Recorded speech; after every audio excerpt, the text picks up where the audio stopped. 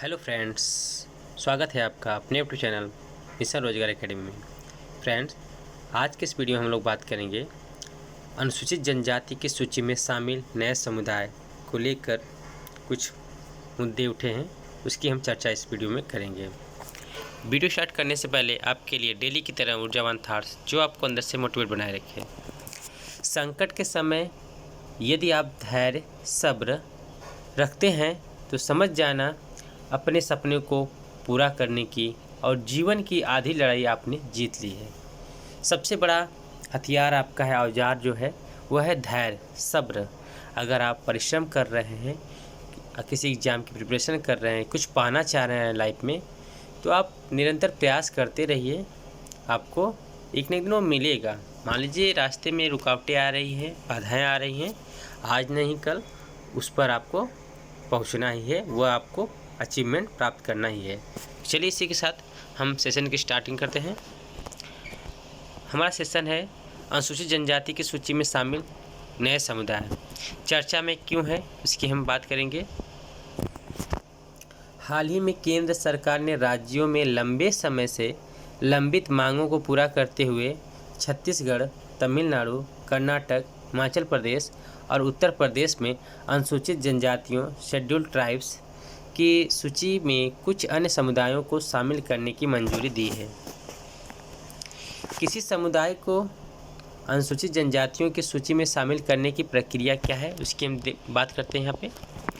तो जनजातियों को एसटी की सूची में शामिल करने की प्रक्रिया संबंधित राज्य सरकारों की सिफारिश से शुरू होती है, जिसे बाद में जनजातीय मामलों के मंत्रालय को भेजा जाता है, जो समीक्षा करता है और अनुमोदन के लिए भारत के महापंजीयक को इसे प्रेषित करता है।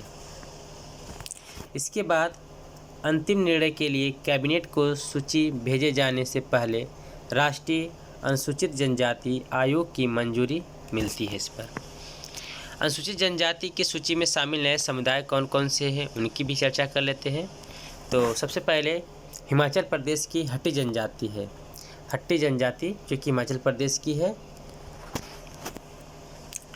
हट्टी एक घनिष्ठ समुदाय है जिन्होंने कस्बों में हाट नामक छोटे बाज़ारों में घरेलू सब्जियों, फसल, मांस और ऊन आदि बेचने की अपनी परंपरा से यह नाम प्राप्त किया है।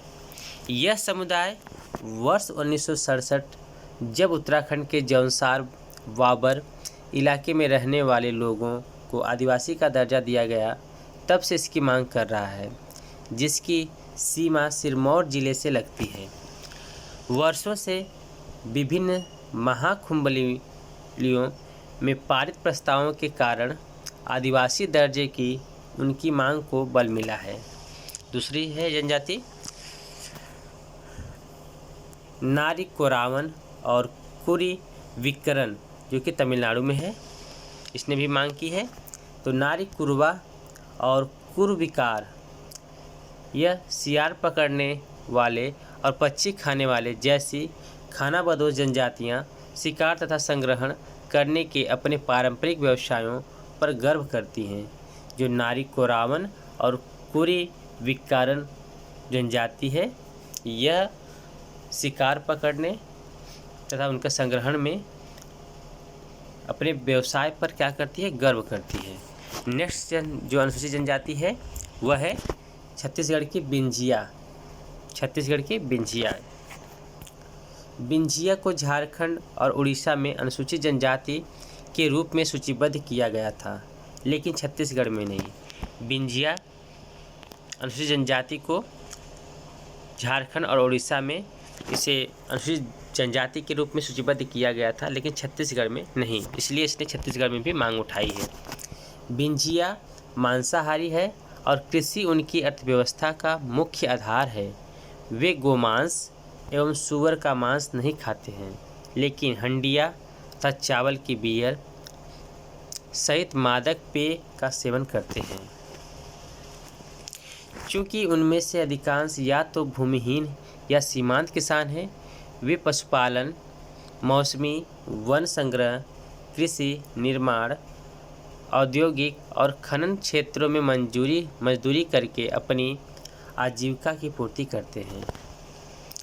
ये बिंजिया जो अनुसूचित जनजाति है, यह पशुपालन, मौसमी वन संग्रह, कृषि निर्माण, औद्योगिक और खनन क्षेत्रों में मजदूरी करके अपना जीवन निर्वाह करते हैं। नेक्स्ट जनजाति है उत्तर प्रदेश की गोंड समुदाय की जनजाति।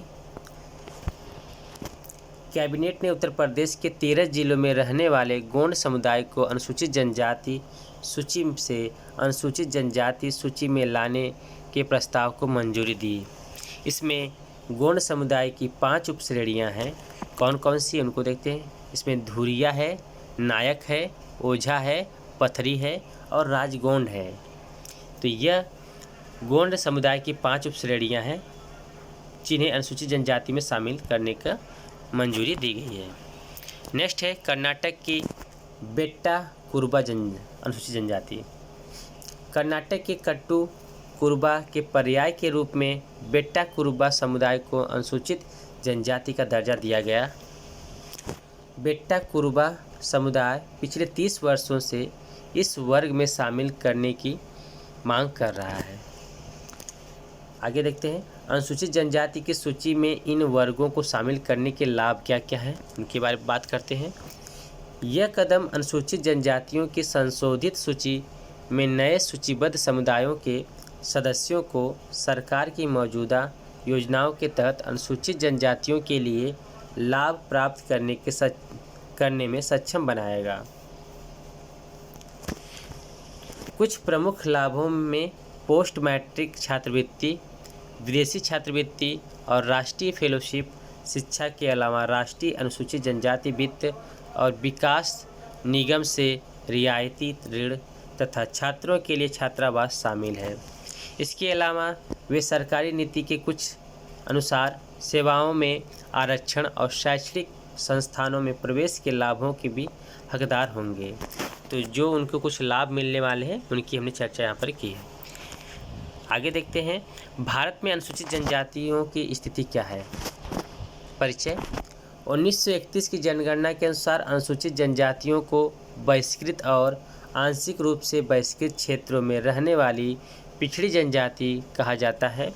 वर्ष 1935 के भारत सरकार अधिनियम ने पहली बार प्रांतीय विधानसभाओं में पिछड़ी जनजातियों के प्रतिनिधियों को शामिल करने हेतु प्रावधान किया।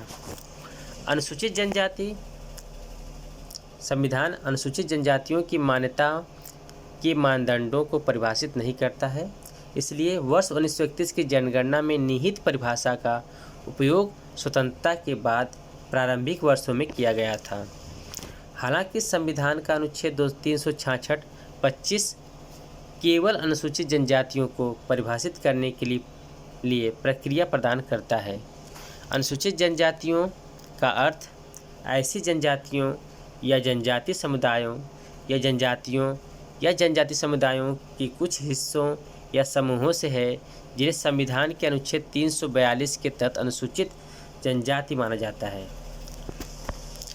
क्या है अनुच्छेद 342(1) में, उसको हम देखते हैं।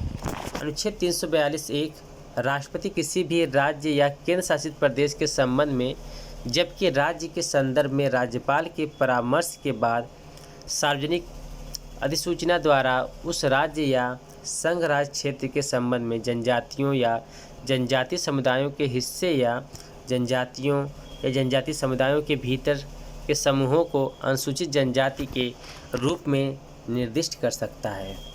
तो यह अथॉरिटी राष्ट्रपति के पास है कि वह किसी को भी अनुसूचित जाति में शामिल कर सकता है, हालांकि उसको भी परामर्श की आवश्यकता पड़ती है। आगे देखते हैं 705 से अधिक जनजातियां हैं जिन्हें अधिसूचित किया गया है। सबसे अधिक संख्या में आदिवासी समुदाय ओडिशा में पाए जाते हैं। जो अनुसूचित जनजातियां हैं 705 से भी अधिक हैं, जिसमें सबसे अधिक अनुसूचित जनजाति जो है आदिवासी समुदाय जो है वो ओडिशा में पाई जाती है। संविधान की 5वीं अनुसूची असम, मेघालय, त्रिपुरा और मिजोरम के अलावा अन्य राज्यों में अनुसूचित क्षेत्रों एवं अनुसूचित जनजातियों के प्रशासन तथा नियंत्रण के लिए प्रावधान करती है। देखिए, जो असम, मेघालय, त्रिपुरा, मिजोरम की बात कही गई है वो 6ठी अनुसूची में की गई है और बाकी जितने भी अनुसूचित जनजाति वाले क्षेत्र हैं उनको 5वीं अनुसूची के तहत रखा गया है। ये भी आप भी जानते हैं। तो 6ठी अनुसूची में असम, मेघालय, त्रिपुरा और मिजोरम में जनजातीय क्षेत्रों के प्रशासन से संबंधित है। जो 6वीं अनुसूची है असम, मेघालय, त्रिपुरा, मिजोरम AMTM, असम, मेघालय, त्रिपुरा, मिजोरम में जनजातीय क्षेत्रों के प्रशासन से संबंधित है। बात करते हैं कानूनी प्रावधान की। क्या क्या कानूनी प्रावधान इसमें है? तो अस्पृश्यता के खिलाफ नागरिक अधिकार संरक्षण अधिनियम 1955, अनुसूचित जनजाति और अनुसूचित जनजाति अत्याचार निवारण अधिनियम 1989 है। पंचायतों के प्रावधान अनुसूचित क्षेत्रों तक विस्तार अधिनियम 1996 है। अनुसूचित जनजाति और अन्य पारंपरिक वन निवासी अर्थात वन अधिकारों की मान्यता अधिनियम 2006 है। कुछ इससे संबंधित पहल की भी देख लेते हैं। कौन कौन से इससे संबंधित पहल है? भारतीय जनजातीय सहकारी विपणन विकास परिसंघ ट्राइफेड। नेक्स्ट, जनजातीय स्कूलों का डिजिटल परिवर्तन, विशेष रूप से कमजोर जनजाति समूह और प्रधानमंत्री वन धन योजना इसके संबंधित पहल हैं। कुछ इससे संबंधित समितियों की भी चर्चा कर लेते हैं। तो अनुसूचित जनजाति से संबंधित कुछ संबंधित जो है समितियां हैं। सासा समिति 2013, भुरिया आयोग 2002 से 2004, लोकुर समिति 1965। बात करते हैं उत्तर प्रदेश अनुसूचित जनजाति सूची के बारे में। तो उत्तर प्रदेश में राष्ट्रपति के संविधान आदेश अर्थात अनुसूचित जनजातियां 1967 के अनुसार 5 जनजातियों जिसमें बुक्सा, जौनसारी, भोटिया, थारू, राजी को अनुसूचित जनजातियों का दर्जा दिया गया है। तो 5 जनजातियों को अनुसूचित जनजातियों का दर्जा दिया गया है उत्तर प्रदेश में। कौन कौन सी हैं? तो बुक्सा है, जौनसारी, भोटिया, थारू और राजी हैं। और कुछ जनजातियां जो हैं इसमें शामिल होने के लिए मांग जो की थी, तो उन्हीं की हम चर्चा यहाँ पर किए हैं। तो आशा करता हूँ फ्रेंड्स ये वीडियो आपके लिए काफ़ी हेल्पफुल होगा। तो मिलते हैं अगले वीडियो में कुछ और भी इम्पोर्टेंट तथ्यों के साथ। तब तक के लिए bye bye, thank you and have a nice day.